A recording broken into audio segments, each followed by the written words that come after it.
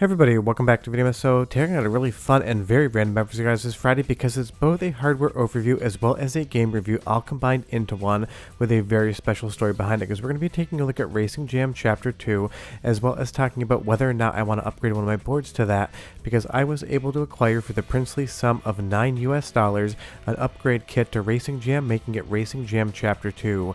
The original ROM kit, the original network board, all of the security chips. I was able to get this on Yahoo Auctions Japan for about $9.20.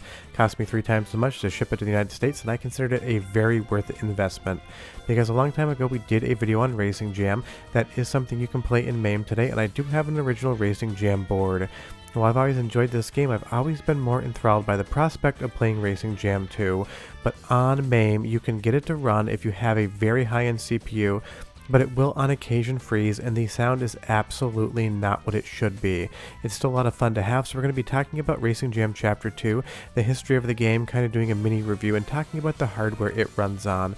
Because Racing Jam Chapter 2 just basically takes everything from the original game and ups it to 11. It is faster, there's more turns, there's more drifting, there's jumps in the game. This feels more like an arcade racing game, and less like a sort of arcade simi game in the original version, because the original game did not have any giant jumps like that. And if you know anything about me or the channel, I absolutely love these gigantic jumping arcade racing games.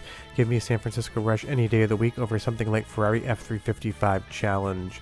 And I was very happy to be able to find this ROM kit. I've actually had it in the closet for a bit over a year now, and I've been just meaning to get around to actually switching over the ROMs. But the kit did have a tiny bit of damage that I do need to talk about. But I love collecting arcade stuff, not just for the games but for the story behind it, because this seems like it's from Konami. That GC713 matches Konami arcade codes. It's usually 2 letters starting with a G, followed by 3 numbers to denote what game we're talking about here. Fortunately, it seems to be stuck down in there, so I'm not going to try to pull any further. And this is the ROM upgrade kit for Racing Jam Chapter 2. Basically, when arcade operators wanted to upgrade the game from the original Racing Jam, Konami would sell you these upgrade kits. You'd swap some ROMs out and the network board, and you'd have what was in essence an upgraded version of the game, because the track you're seeing right here does exist in the original Racing Jam, except it is a little bit different. And what I love so much about Racing Jam Chapter 2 is it basically just makes the game feel that much faster. It leans so much heavier into the arcadiness of it, and the drifting is absolutely essential if you want to see a checkered flag. When you're drifting, it seems like the game gives you almost an infinite speed boost. This game just absolutely flies by at the blink of an eye. It is fast-paced, it's intense, and it shares a lot of DNA with Thrill Drive, which also works on the same NWK-TR board. That is definitely my favorite game out of the 3 on this platform, and I do have it, although I am still fighting with a security error on that one that is basically giving me all sorts of hell. It's the only board I've ever not been able to get revived based on Konami security, but I will one day. But as we rip around this track, this is just some of the most fun racing you can have from this generation.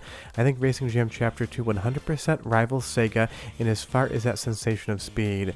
And you'll see here, this is the board that it runs on, the NWK-TR. It's a PowerPC combination with 2 different 3D effects video boards. This is a dual GPU in essence. You'll see here, there's 3 boards in the stack with all of these different connectors, different stereo and bass options as well. This was a very high-end board for the time it came out. They were trying to rival Sega in their Model 2, and I would say they kind of got relatively close to it, but it definitely didn't keep up with Model 3. And this is my Thrill Jam board right here, the one that is giving me problems. I have 3 different NWK-TRs, 2 of them have the same issue, 1 is working as Racing Jam, so I've been trying to get all 3 going at once. But right now I'm batting 333, which is not bad for arcade collecting if we're being entirely honest. And it's down to this little security chip right here. I have written every single region code to the real-time clock chip, and it will not wake up. This has been reworked, so I think I probably need to just basically write my own security files at this point in time. As we jump back into Racing Jam Chapter 2, this is just more fun than the original game to me. It does take out some of the options, like some of the challenge courses where you're basically just trying to drift around cones, but that has never been what's fun about this for me.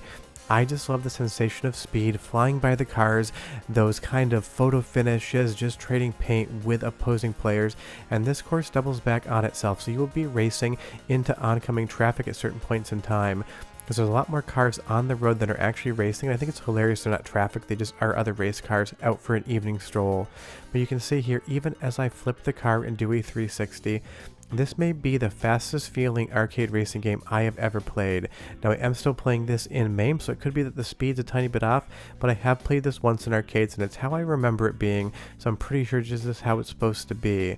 Well, that's the great thing about MAME. Not only does it allow you to play games like this, and you can play Racing Jam Chapter 2 today, it also lets people like me, collectors, audition different versions of games to decide whether or not I actually want to swap it over. Because while it's always something that can be reverted back to its original format, it is a decent amount of work, and you don't really want to be popping those chips in and out of their sockets all that often.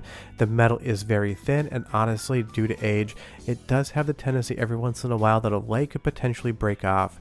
Granted, we do have the ROMs, we could burn new ones, but I like keeping things original like you see here. And this is what would have been shipped from Konami to the arcade operators. This was fairly common back in the day. Scud Race had a Scud Race Plus, and that was just a ROM upgrade board. Daytona USA 2 also had a ROM upgrade board, so it was very standard. Now the most hilarious thing is this comes with a new network board, but Racing Jam Chapter 2 never checks its own security. This was for networking, but that little chip in the bottom right hand corner also has a security code written onto it that gets checked upon post and gives a handshake yes or no whether it'll boot. Except on Racing Jam Chapter 2, it ignores it completely. It doesn't matter what's on there. It doesn't even matter if there's a file so long as it reads the chip.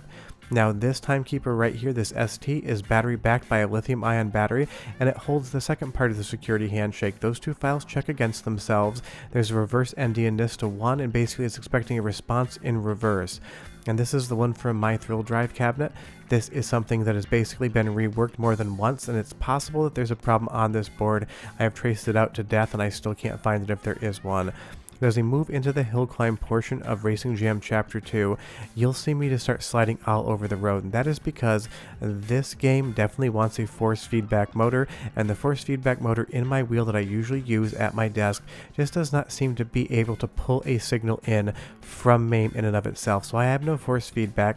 So I am definitely overcorrecting the wheel on this. I get better at it, but it's definitely something that wants more of an arcadey wheel, or to be able to take that force feedback data and put it into the actual wheel in and of itself. Because if you ever emulate arcade racing games and you don't have force feedback, you might notice the steering feels weird. That is because there's nothing fighting you. And I did turn off the mode for the power in the test menu, but it doesn't seem to make much of a difference.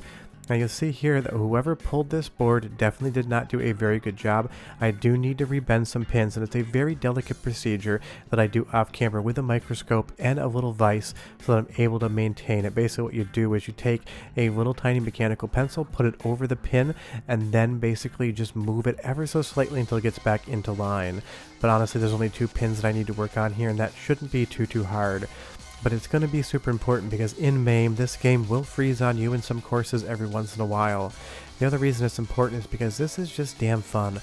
I love arcade racing games, and Racing Jam Chapter 2 is one of those games that I've always wanted to play on real hardware in my house, and as of today I've not yet do it. So if you want to see a video on me converting the board, setting up all the wiring, and actually playing it for direct capture, leave me a comment down below, because those videos take forever to shoot, and I'm really not sure at this point in time my audience is into those deep modifications like they used to be, because I'm always changing things up on the channel. So you tell me down below, and tell me if you've ever seen a Racing Jam Chapter 2 cabinet, or even a Racing Jam cabinet. They are definitely rare. Back in the day they weren't super popular, and today they are near to extinct. I haven't seen one of these cabinets in over 15 years. The last place I saw one was up in Big Bear, California. And you'll see there we got second place, and we're able to continue on throughout our little bit of tour. I love even the ephemera that comes with these things.